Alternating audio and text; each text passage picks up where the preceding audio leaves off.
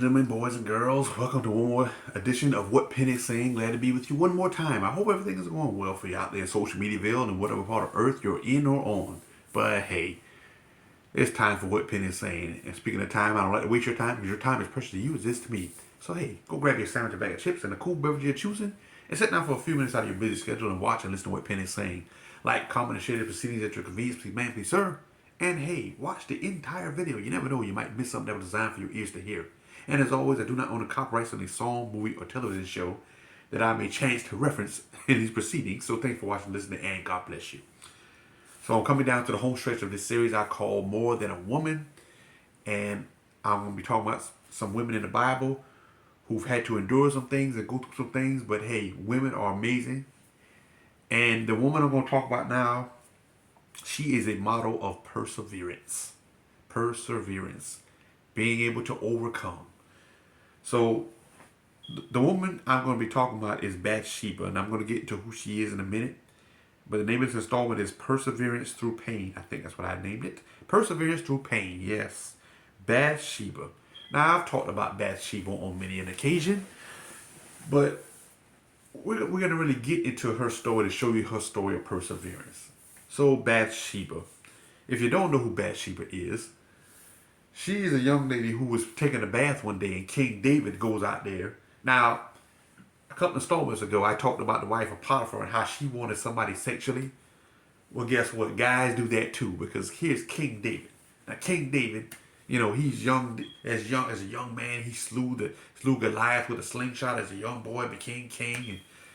But King David walks out on his balcony one day and sees Bathsheba taking a bath. So this woman's taking a bath. She has no clothes on.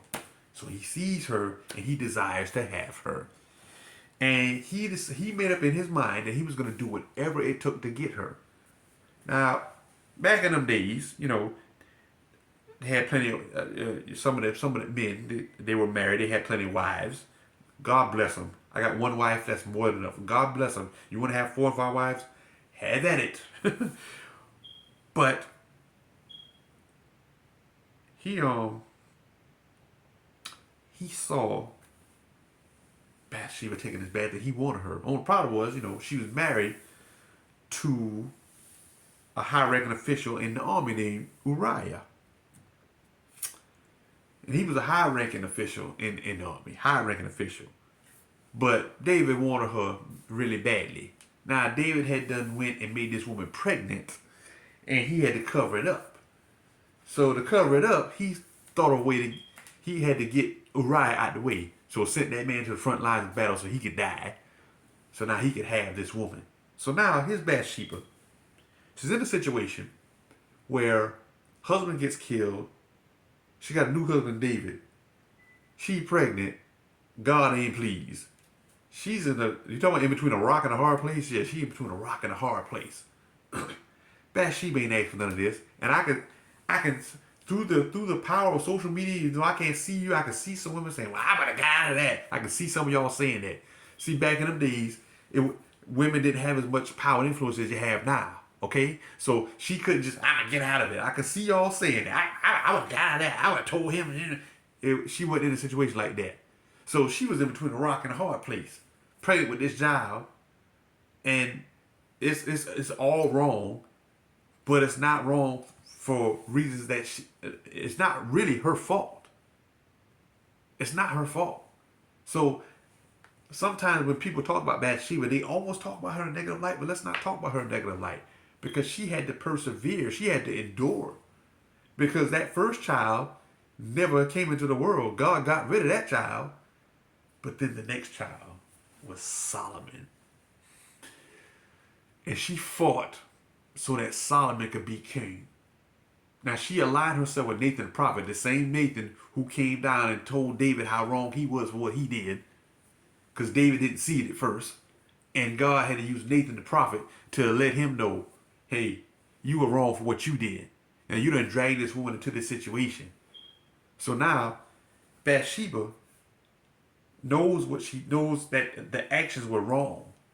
Now, whether people know, sometimes in wrongness, people want to lay blame where you were wrong. Sometimes wrong is just wrong. David was wrong for doing that, for going out on that balcony and looking and being affected by what he saw. Because, man, let me help you out with something. And I'm going to say this, and I'm going to be very, very, very, very upfront and truthful and transparent. Now, I've been married for 11 years. My wife is amazingly beautiful. My wife does not wear makeup, and she's just stunningly beautiful. If you see pictures of my wife, she does not wear makeup at all. Stunningly beautiful. I call that natural beauty. Stunningly beautiful. But God made other beautiful women on earth. I have classmates, and they are beautiful women. Beautiful women. So God made other beautiful women. So you're going to go out in the world, you're going to see other beautiful women that you're not married to. Now, the trick is, and here's where David messed up. Yes, okay, so if you walk out to a balcony and now if he happened to see this woman taking a bath, someone say, well, she shouldn't be taking a bath out in the open, whatever. But if you go out there and you see that and you actually see it, that's when you got to stop. Like, whoa, hey, whoa, let me not come out here, okay? But he was enamored so much that he had to have this woman because he saw her naked. You know what I mean? So men, we can't be going that extra step. Now, if I'm going to get on the wife of Potiphar, hey men, we got to get on King David too. Hey, don't be doing that. But anyway, having said that, so Bathsheba is not in a situation where, her life is now got flipped upside down, crazy, and she's got to deal with it. See, sometimes people want to run from their problem, but Bathsheba was a woman of perseverance. And but let me tell you, she really fought. She was going to make sure that Solomon was going to be the king. Now, she did something too, She conspired to have his half-brother, who was really in line for, because he was older, it was a son of David, not of her. He was really in line to get the throne, but they wanted to make sure that Solomon got in power. And here's something about Bathsheba that a lot of you don't know. She belonged to an elite warrior family herself. So it's not like Bathsheba was just any woman walking out here. She has some roots. She had lineage too. You know what I mean? But it's amazing how lust can make you do stuff. Only lust can make you do it if you fall into that trap of temptation. That's what happened to David. He fell into it, just like the wife of Potiphar. She fell into it. So see, there's an example where both men and women can fall into that trap of temptation, and it causes you to do things because that temptation begins to overtake all common sense. So, and Uriah, her husband, was caught. He was collateral damage, unfortunately, because David had to cover up the pregnancy, so he got Uriah killed, sent him into the front lines. So it's crazy how all that took place.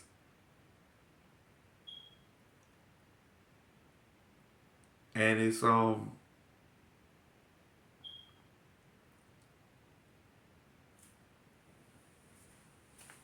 I'm trying to say is the perseverance of Bathsheba is something to be admired, because she was in a situation, and sometimes women, you find yourself in a situation, but I love how women exude this perseverance, this thing where I'm not going to give up and I'm going to get it, I'm going to make it through. I've been around so many women in my life who persevere, man.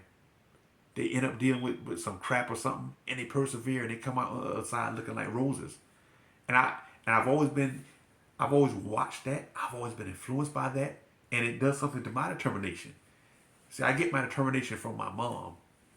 That's where my determination comes from. It comes from my mom. Never quit, never say die. It comes from her, because that woman, man, she'll give you the shirt off her back, and she'll fight. She'll fight for you. So I get that from her. And I love how Bathsheba, although she was in a situation where, David seduced her, because he liked what he saw. Walked out on that balcony and saw her. But then her the child from them, doing that dies, and she wanted to ensure that her next child that wouldn't happen to. So listen, she began to pray. She began to she got with God. But God knew her situation. God knew her story. But she called on to God. And then, like I said, the prophet Nathan, who God called to check David, to get David back in line. Because even though the Bible does say that David was a man after God's own heart, David, think about what he did, man. Think about what he put Bathsheba through. She already married, then got her husband killed. She in a situation where she pregnant, you know, all kind of things happening to her because of David, and she's stuck there. Again, I can see some of y'all, I would have got out of that. It's funny how we look at somebody else's situation and say, oh, that's not what I would have done. Well, sometimes you ain't in it, and you discover that sometimes we look and say, well, I would have done this, and you get the situation and you end up doing what somebody else did too. Why? Because now you see, oh, they couldn't do that. Yeah, they couldn't do that. So it's so easy to say, oh, she should have did this and she should have did that. Y'all, imagine yourself in that situation where you done been seduced by somebody. They done got your husband killed because they want you that bad. They made you pregnant. The baby dies. Now you become pregnant again. And now you want to ensure that this child has a chance. So think about the pain that she endured. And a lot of women, you endure pain. But I love the fact that you persevere and you get through it and you get over it. You get past it. You become better from it. And because you become better from it, we become better from it. So I love the fact that Bathsheba's story she's not just a footnote because, hey, well, David wanted her and David got that. No. The last story I talk about birthing something, she gave birth to Solomon, who was one of the wisest kings that ever existed, one of the wisest people that ever lived. Yes, Solomon, King Solomon. When you think about wisdom, you think about the name of Solomon. The character Shazam,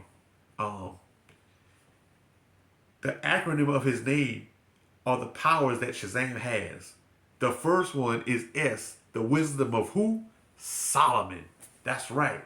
That name, whenever you hear the name of Solomon, you probably think that person is wise beyond his years. But just because of that, that's what Bathsheba birthed Solomon. So through her pain, she persevered and was rewarded for it, because when Solomon became king, he made her an advisor and he began listening to her. So out of being seduced by David, King David, and she had to persevere and deal with that situation, she dealt with it. Now again, hey, listen, she had the other son killed to get him out the way. Listen, you have to tell all these things because sometimes people only want to tell part of the story. Yeah, she she had to get him out the way. Um,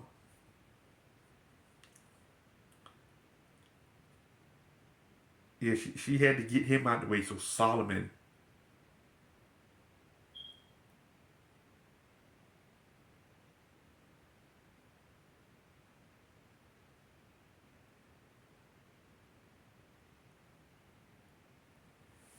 yeah, she had to get him out the way.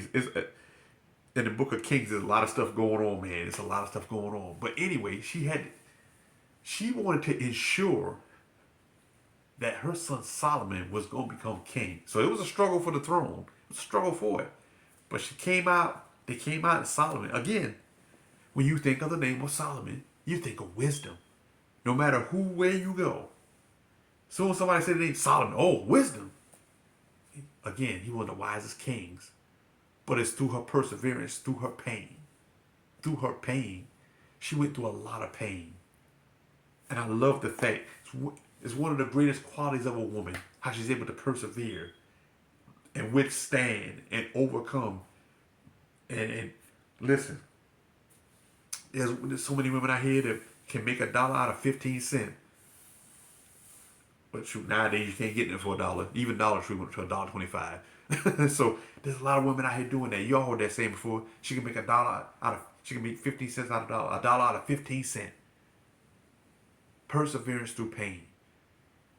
Women, you have so many amazing qualities. Perseverance through pain is one of the best ones you have. And you can learn from Bathsheba. Now, don't do everything to Bathsheba. They don't do everything. Don't be out there killing other people's kids so your kid can become, the king. But, you have to tell the whole story, not just part of it, not just the parts that sound good. Because like I said, a lot of people, when they talk about David, oh, David, he was the youngest king, and he killed Goliath with a slingshot. Oh yeah, he also do Bathsheba. Yeah, they want to. You cannot sweep Bathsheba under the rug, because when you talk about Bathsheba, you got to talk about King Solomon. Yep. And she persevered through that situation. She got through it, and her son Solomon became the wisest king of all the kings. So perseverance through pain. Women have this neck, this tenacity that is amazing. Guys, we have it, but something about the women that really have that tenacity, that can't quit attitude, that never give up, never say die. Women have that perseverance through pain. Story of Bathsheba is a lesson of perseverance through pain. So there you have it. Thanks for watching, and God bless you.